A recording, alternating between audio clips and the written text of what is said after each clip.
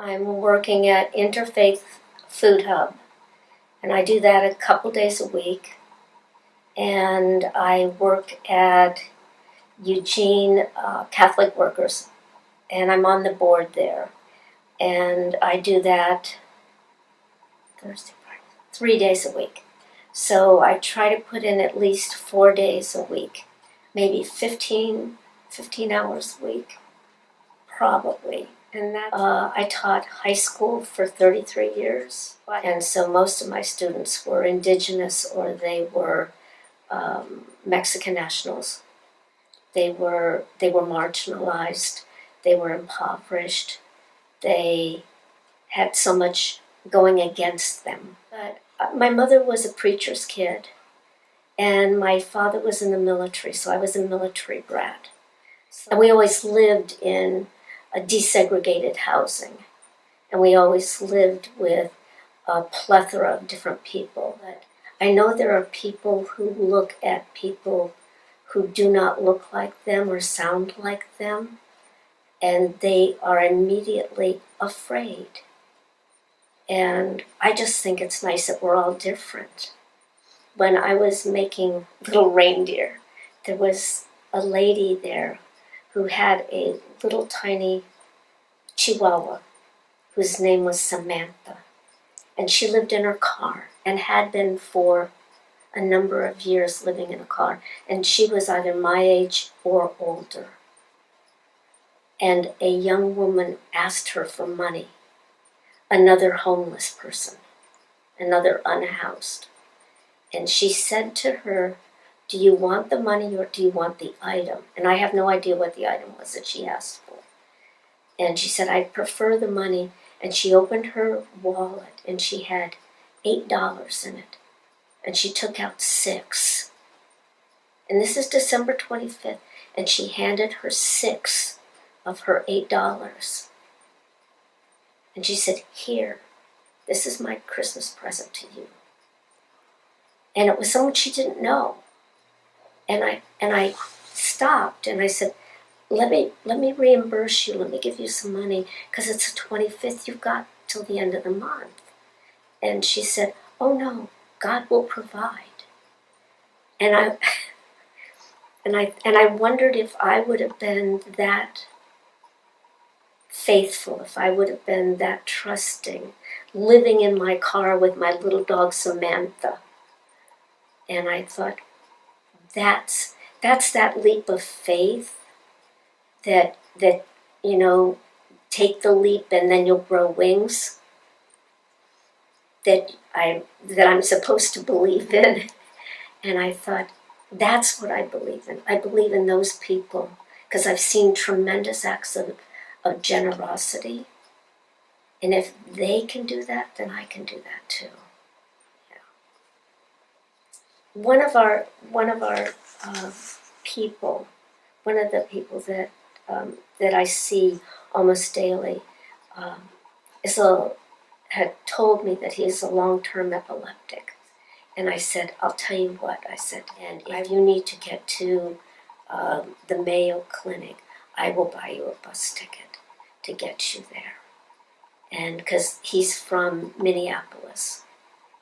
And he said, "Let me think about it." And so we're right at that stage where he's thinking about it. And I have no doubt that if he needs that, that's what we'll do. And I'll give him the money. And if he spends it erroneously, then it's on him. It's not on me. I'll have done the right thing. Christianity, and maybe just generally human beings, look at people who are unhoused as it's their fault. You are poor because you've done something wrong, that you have a weakness in your character, that you are an alcoholic, you are a drug abuser, you didn't complete your education, that all these things are somehow laden upon you. Well, my neighbor is anybody who's not me, basically.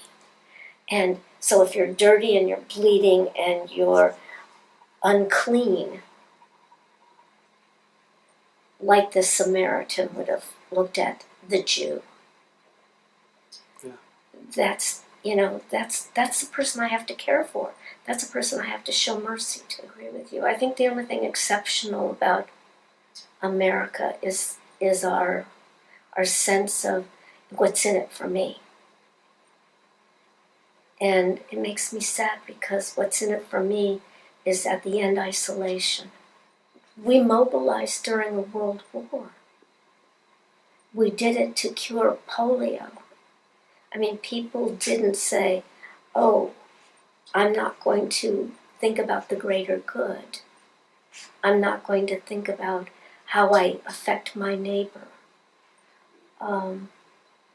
And somewhere along the line, we lost the ability to be concerned about how we best help others. I would like them to think that there's part of themselves that has atrophied, like a muscle that's not been used. And there needs to be a notion that there's some part of them that is incomplete, because genetically something is in us that says, help one another, That's what we're supposed to do, whether it's Kant telling us that or whether it's something inside us saying, this is what we are. That's why we exist, to help each other. And I think telling people to go out and do good is a platitude. Until you say, I need 10 people to go out and do this. Right now I need hands up. How many people will do this with me on Wednesday? Until you do that, you're just giving platitudes. And I had that happen. I was saying that I needed something, and Wayne Martin said to me, and we were just having coffee, and he said, can you come on Saturday? And I said, I'll be there. And that's how I met the Catholic Workers. And when I was at Catholic Workers, the pancake man said to me, I need something more. I don't have enough stuff to fill my time. And he said, come to the food hub with me on Wednesday. And that's how I made connections. And these people are all wonderful people, and they all give time and do wonderful things. But they gave concrete things to be done. And when I met Nick, he said, come and work on Saturday and we will fill boxes. And I sent out an email blast to 30 people, and 9 of them showed up. You have to give real physical things. You can't just say, go out and do good. Your spiritual community is the people who are in action. Exactly, because I'm a hands-on person. I'm a hands and foot person. I'm those hands and feet of God need to be doing things. I had a therapist once who said the only thing you get from insight is insight. You got to do something with that insight. But if you walk away and say, yes, I read How to Be an Anti-Racist, and okay, do something now.